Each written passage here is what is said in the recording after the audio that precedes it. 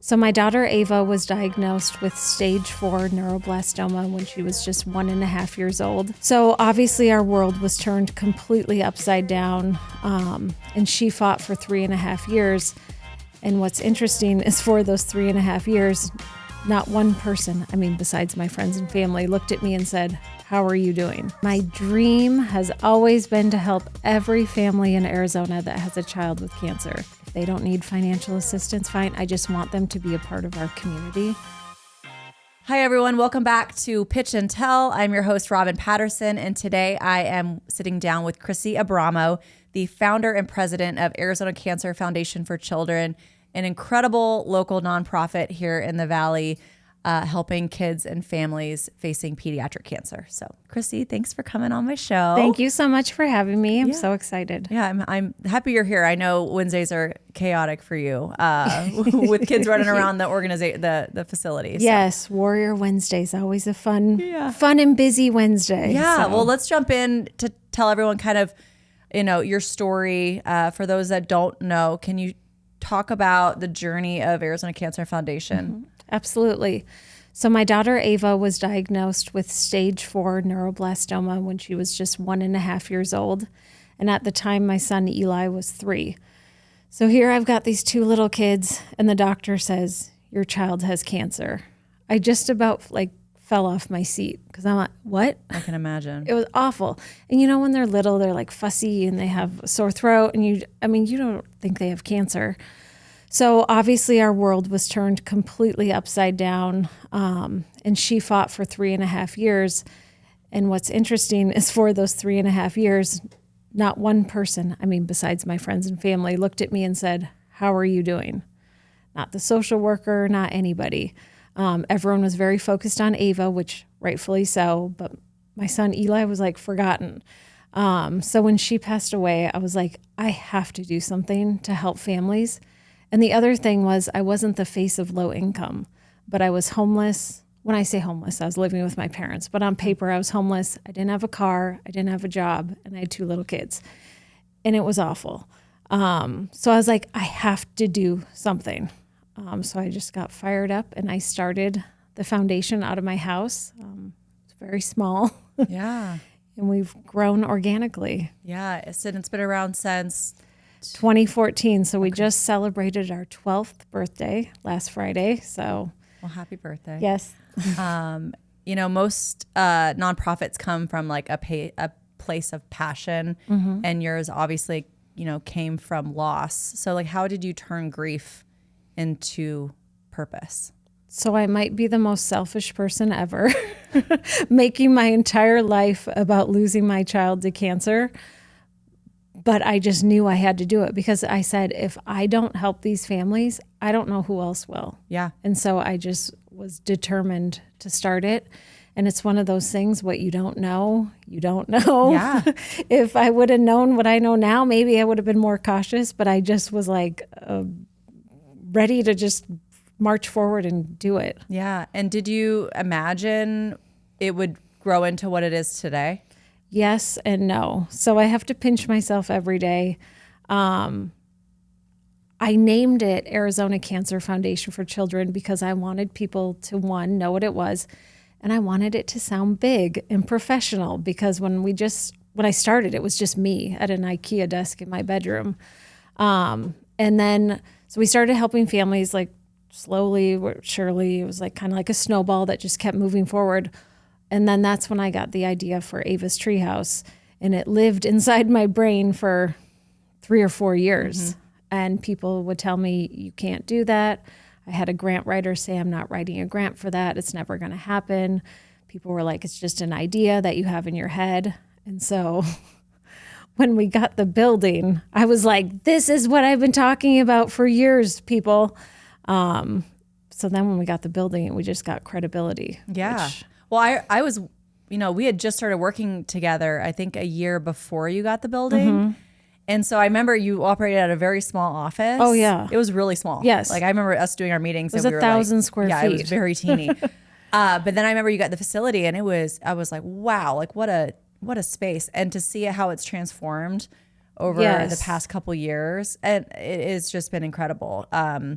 For people who have not been or seen pictures or videos of it, like what happens when you arrive to the facility? So we want parents and families to feel like a weight's been lifted off their shoulders when we walk through the doors, and they do. I mean, they come in and they just literally take a deep breath, which is the nicest thing to see. But we have a toy store for the cancer warrior and the siblings. Everything we do is focused on the entire family. We have a pantry, we have a clothing market, we have an art studio, we have therapy dogs, we have a big family room. We have Baxter's Kitchen, and we also offer counseling and tutoring on site.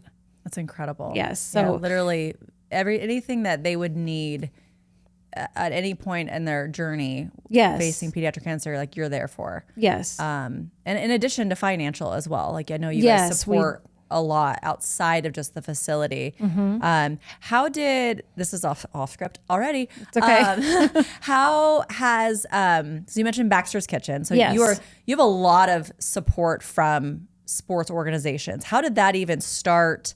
Because I'm sure people are like looking at that like, oh my God, that'd be incredible to get the D-backs involved. Yes. Or like you have a lot of support from the golf community too. So like how did that whole journey happen? The golf connection started, I'm lucky enough to call Jen Mackay, one of my best friends.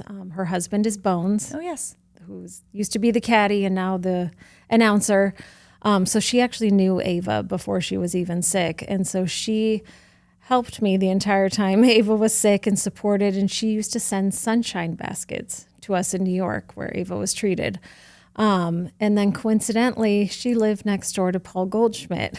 And so that's how that relationship started. Okay. And then I think just with sports people, it's like they hear about it and they know we're credible.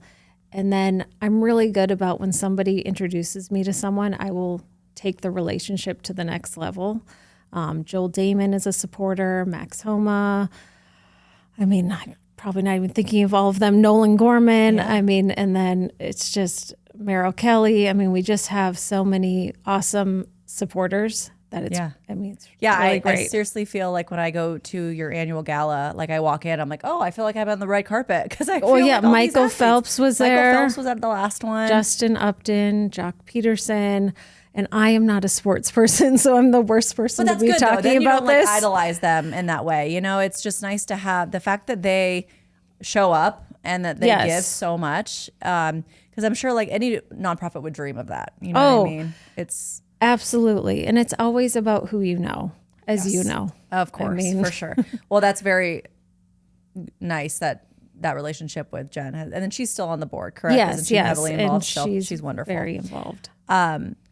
How has the nonprofit evolved over the past decade? I mean, I know the growth for the facility, but just the organization itself, like how many families have you guys helped? So we've helped over, 10,000 people. Wow. I mean, it's probably even more.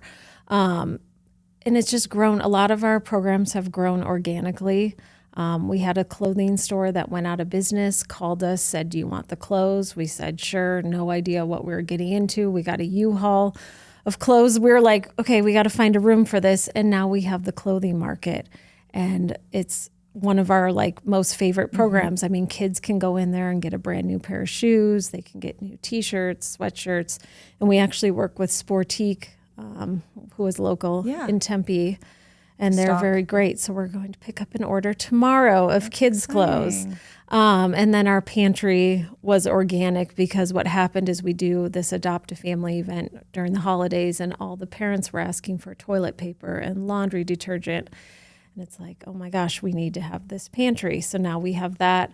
And then we've always provided counseling, but to be able to provide it on site, it's just taken off and grown. I mean, as we both know, mental health is such a big priority right now, which is amazing that people are open to it. And I'm sure that like parents don't prioritize that if they don't have access to it, right? No. Because like, for example, like I feel like when you're taking care of somebody else, like I feel like you put your health on the back burner. Oh, for sure. And it's hard to do that because then you'll ultimately crash out. And you know, it's just a trickle effect from there. So yeah, it's amazing that you are able to offer that at no cost to these families. Yes, because counseling is expensive. Yes.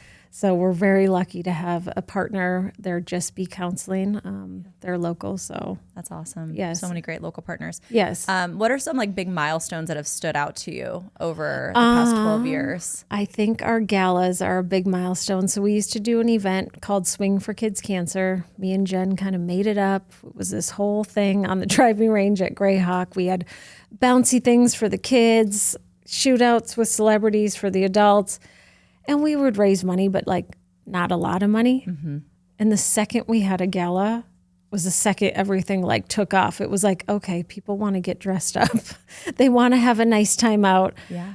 So those galas have been big milestones, and we're happy to have you as our co-chair this year. Thank Very you. exciting. Yeah, I'm excited to make it the best year yet. I feel like the 10-year anniversary was a big one because you guys had country artist Cole Swindell Yes. perform. Yes. And that was through your relationships with the athletes, no? Yes. Is that how it yes. got worked Lacey out? Homa is friends with them, so Okay. she made that happen. See, that's incredible. 100% volunteered his time. I mean, it's unbelievable the things that have happened. These are the things I couldn't dream pinch of. it- yeah, you I pinch could yourself. picture the facility and do all that stuff, but these things I would never imagine that we could have a concert like that. So Yeah. And yeah, it's been really fun to see it grow because I feel like this is probably like my 5th gala that I've gone to of yours, and it's only gotten better and better. And, yes.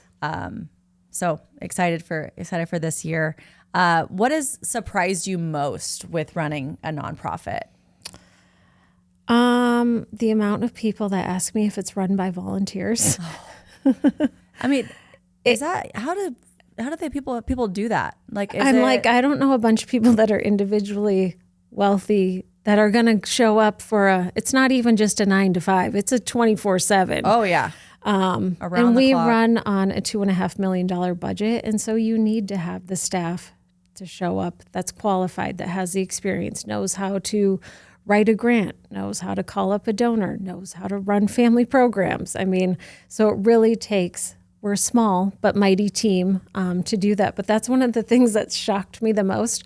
Or people think because you run a nonprofit that you're just at their disposal all the time. And yes, we are, but we still have families. Yeah, you have a personal Sometimes life too. people don't think about that. And I knew that when I started it that I had to run it like a business. But I think a lot of people maybe start a nonprofit and don't have that business sense, and then are very, it's really hard because Right. it really at the end of the day is run like a business. How do you balance that with the emotional side of it? Because I know you see a lot of stuff. Yes. And obviously with your, even losing your daughter, like how do you balance all of that? Me personally, I don't know how I do it, Yeah. to be honest. Obviously some days harder than others. I just do it. I mean, it's so awful when we lose a child, but there are so many kids that come in on hospice, and the fact that they want to be at ACFC on one of their last days is like just so heartwarming. And so just, I'm thankful. I try to have the staff take, personal health days. We encourage, like tomorrow we're doing, we have a volunteer coming to do the sound bowls meditation just for the staff. Oh, that's so nice. So we try to do things, but it's not a job that's for everybody. Right. I don't think I could be in your shoes. It's hard. I mean, the kids don't want people that are around them crying Right. because they're happy when they're with us. Yeah. So it just takes a special person, and it's just like with anything in life, you try to balance it all. Yeah. And you Some just, days it works, some days it doesn't. Yes, It's just, yes. yeah. What has like the entrepreneur side taught you? It's like you said, running it like a business. Like what have you learned through this process? don't be afraid to ask. You're never afraid to ask. No. I feel like you would ask anybody. Well, there's a quote that says you get in life, what is it? You get in life what you like are not afraid to ask for. Like I believe it. I am not afraid to ask because I'm not asking for me. I'm asking for the other kids. families. And you know what? 9 times out of 10, people say yes. And if they say no, totally fine. Like no hard feelings, good. So that's one of the things that I learned from the very beginning. I think I went into it with no fear, and I've had to stay with that no fear. Yeah. And one of the other things about being an entrepreneur, which it is I built a place where I wanted to work. So I don't micromanage people. Sometimes, like I said, it's not for everybody. But I created like a family type environment. We all eat lunch together. We're all very close, and yeah, it does feel like a family, and it just works. And I made a rule from the very beginning. If you're not going to be happy and you don't want to be here, you shouldn't be here. And when I say that, that goes for staff, donors, goes for somebody painting the wall, somebody fixing a sink, whoever you are. Yeah, you have to have positive. Otherwise, it's just not a place for you. Yeah, definitely. So nonprofits typically operate on very limited resources. And I know that you didn't have PR from the minute you started, but you invested in it. And what made you invest in that at the given point that you hired us? You can have the best programs in the world and you can be doing the best thing. But if you're not telling your story, you're not going to get new donors, you're not going to get new families, and you're not going to get new volunteers because nobody's going to know.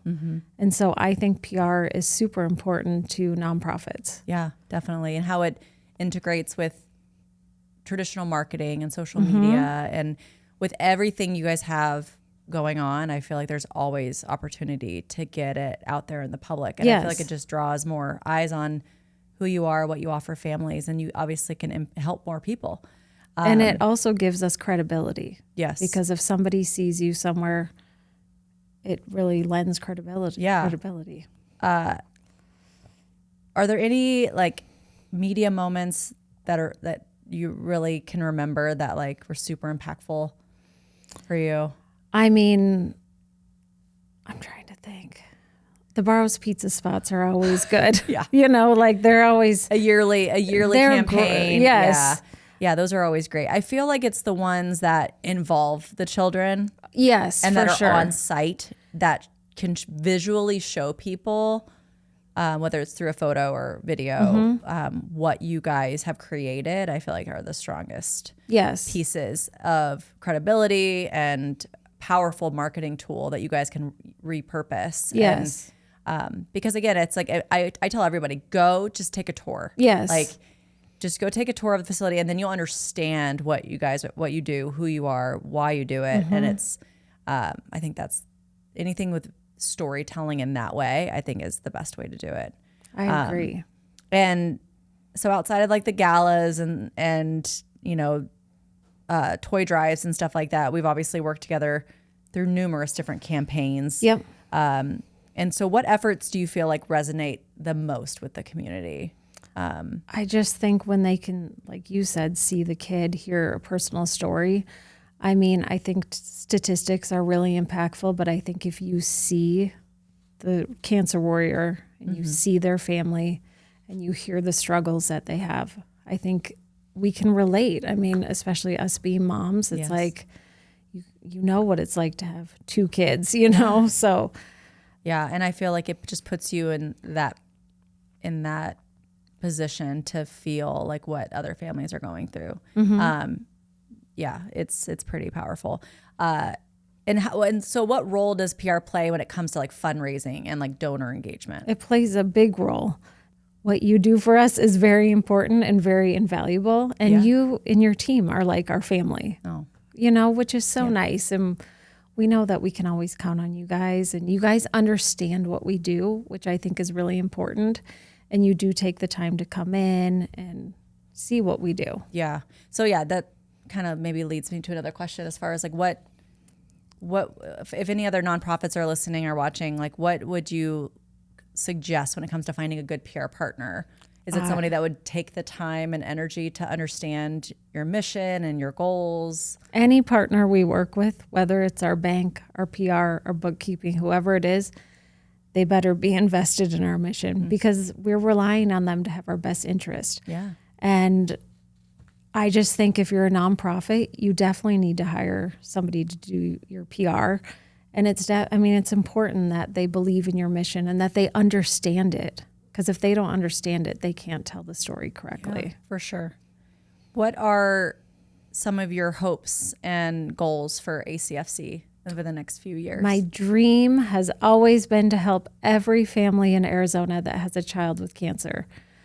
If they don't need financial assistance, fine. I just want them to be a part of our community, and just know that we're there. Yeah. So that's my dream.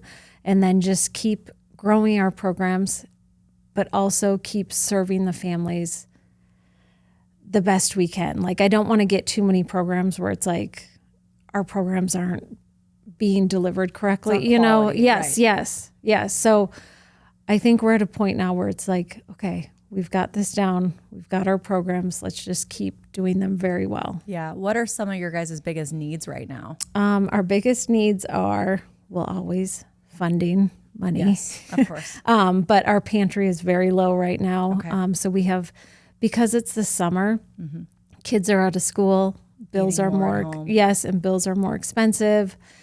And so we've got families coming in once a week to shop in our pantry, and the food goes fast. People like snacks, they like cereal, they like anything that you would buy for your kids, mac and cheese, pasta sauce, noodles. And then our toy store is low too.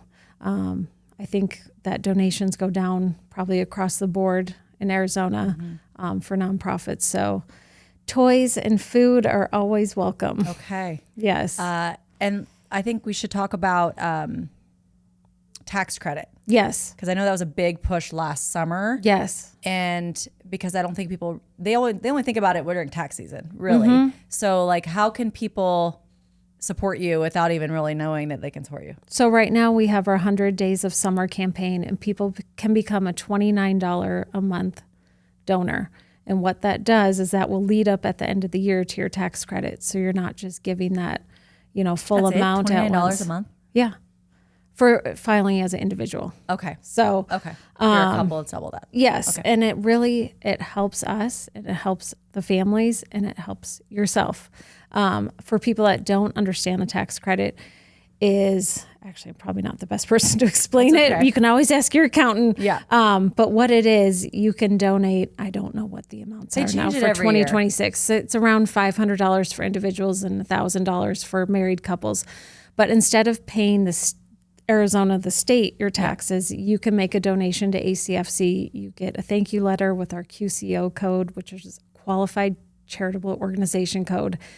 And then when you're filing your taxes, there's a line where you can do that. And then It's essentially redirecting your tax dollars. Yes. To go to you instead of the state. Yes. So it's a no-brainer. Yes. I've been doing that, supporting, giving my donation. And I think you can give to two different, how does that You can do like a qualified charitable organization. You can do foster care. Okay. You can do private schools, and you can do public schools. So you could literally do up to like all your $4,000 or state taxes can $5,000. Yes. around the community. Yes. And if people knew that, it would help us so much. Okay. Because 25% of our funding comes from the tax credit. Wow. Yes. Yeah. And you can give that at any point throughout the year. It doesn't Yes, have to be around tax time. You can give 2026's now, Yes. and have it apply for the taxes in next April. Yes. So, Yes. I wanted to make sure we touch on that, because I think that's a huge no-brainer. It's a no-brainer, Yeah. but people just don't understand it. And so there's a video on our website if anyone Breaks it wants to down. learn more. Breaks it down very simple. Awesome. So what keeps you motivated after all these years? The families. Yeah. I mean, they're like my favorite part of the day. Having a mom say thank you, having a little boy Kid give you a say, hug. this was the best day of my life. I mean, so many of them are like our family. Yeah. Some of them are in weekly, so they come in, they give us a hug, they tell us about their day. I mean, they're just so comfortable. I mean, even today, a little boy, he's little. He went over to the fridge, opened it up, and was like, I want a juice box. And the volunteer's like, I'm here to serve you. And he's like, no, I know where they are. He's like, I'm going to make myself at home. Yeah. Aw. So, I mean, that's what keeps us going. I mean, these families need us. And so many of them look at me and say, I don't know what we would do without you. And what about, like, I hate going here, but like if a family loses a child, you guys still work with that family for like forever. Like, they're a part of ACFC. Yes. And I feel like that's what's so incredible, is that you guys still have those touch points. Oh, yeah. So we help pay for a part of the funeral, which I've never heard of any other nonprofit doing that. And maybe there is some, I just don't know. And then we offer, obviously, the counseling services. And then they're still a part of our community. So we have so many families that have lost children years ago that still come to our events. I mean, they still come to Caretaker Night, Warrior Wednesdays. They come to everything because they feel like they're a part of our community and family. Yes. So I have some rapid fire questions. Okay. Super, super quick that we can kind of dive into. And then I have one last final question for you. So what's one word that describes Ava? Goofy. Yeah? She was a little goofball. Oh, that's I've seen photos and I can feel like that she radiates that. Yes. Yeah. Oh, that's awesome. What's the most, well, you already kind of answered this already. The rewarding part of your job is obviously the families. Coffee or tea? Diet Coke. Oh, okay. There you go. Diet Coke. I don't have to ask iced or hot either. So nope. Iced. Diet Coke. Is there, what's your favorite place to get Diet Coke from? McDonald's. But I've heard that. I like it out of the can, and I prefer the mini. You don't like it over ice? No, I prefer the mini cans. Why? But I buy the big cans at Costco because they're cheaper. Why? I just like the mini. The mini just tastes more bubbly, and I only want to drink as much as a mini. How many drink do you drink? Just one. Well, just one a day? I bring one on my way to work in the car. I open it right when I get in the car. Yeah. And then I have it till like 10:30 or like 12. It's kind of gross. Slow sip it. Yes. With no ice. No, but if I got McDonald's, their ice doesn't really melt that fast. So it's probably fake. It probably is. I know. A cause everyone should support. I'm biased. Children. Children with cancer. Yeah. One thing people don't know about running a nonprofit is that it's a lot of work. Yeah. It really is. I feel like a lot of people are like, just say, I want to start a nonprofit. Yes. And it's like, oh, okay. What is even that process? Like, it's like starting a business. Yeah. So you have to file your 501c3. Okay. You have to have a board of directors. It has to be an odd number of people because you do vote on different things. Have you heard of how people are integrating AI as a board of directors? Have you heard about that? No, an AI is not a person, so I don't know how that would work. Well, so essentially what I've heard is that people tell AI, I mean, obviously you give it all your business plans and you have endless conversations, so it really learns who you are. Mm-hmm. And essentially they're like, I want so-and-so and so-and-so and so-and-so on my board. Yes. And they essentially take those individuals and give their perspective on different things. But I literally met someone last night that said that because they have a nonprofit, and she's like, oh yeah, I had it, like all my favorite celebrities on your board of directors. And I was like, I don't know if celebrities should really be inputting on your nonprofit business. But I just thought it was interesting how people are integrating AI. I mean, like, I don't really need a board for my business. Yeah. But like if I wanted, I don't know, Will Smith to weigh in on my branding proposal, like, I feel like that's kind of funny that I can do that. You know what I mean? That is kind of funny. So I'm curious how AI will come into play with nonprofits. Have you guys utilized it at all? I mean, I know with social media, but we do utilize it, but I mean, our grants are still written by an actual person. As they should. I feel like you can tell copy very specifically. We use it. Sometimes I just type in different ideas. What I really use it for is for board meetings. So I just type in everything I'm doing every day. And just have it format it? I have to give a board report every month of what I've done. And so I could just type in, I'm coming here to talk to you. And then it just keeps track of it. So we use it for things to make our life easier, but to me, it would never make a decision. Yeah, it is interesting. It's a little bit like asking the magic 8-ball. Yeah, I mean, I use it for like therapy reasons. Yes, like it's crazy because I feel like I've had so much conversation with it that I feel like, can you please just give me your opinion on the situation? And it makes you feel better. Yes, at least it's somebody outside of my personal bubble. Yes. You know, it's just, anyways. It's like you're okay for feeling that way, you know, or whatever. And you're like, thank God I'm not alone. So. Awesome. Well, that is all the questions I had, except for, what is your personal definition of PR? I know, I saw this question and I was like, I always end on it because I feel like everyone has a unique way of describing what PR is and how it helps. It's just like telling your best story, showing your best self to the world, and you help your clients do that, which is amazing. You get us the right opportunities. You make sure we're ready, so we're presenting our best self. And you guys always are good about giving the talking points, which I appreciate. So, like I did today. Yeah. Yes. I prepared. Yes. I prepared, yes. But I just think it's like telling your best story. Yeah. To the world. It's important to have the right person to do that. For sure. Yes. For sure. Yes. Awesome. Well, it was a joy having you on the show. Thank you so much. And I hope more families hear about this and, realize that you're there and want to help. So we are. Awesome. Well, if anyone needs more information, where can they go? On our website, which is azcancerfoundation.org. Awesome. And we'll make sure to link it too. So, great. Thank you. Thank you.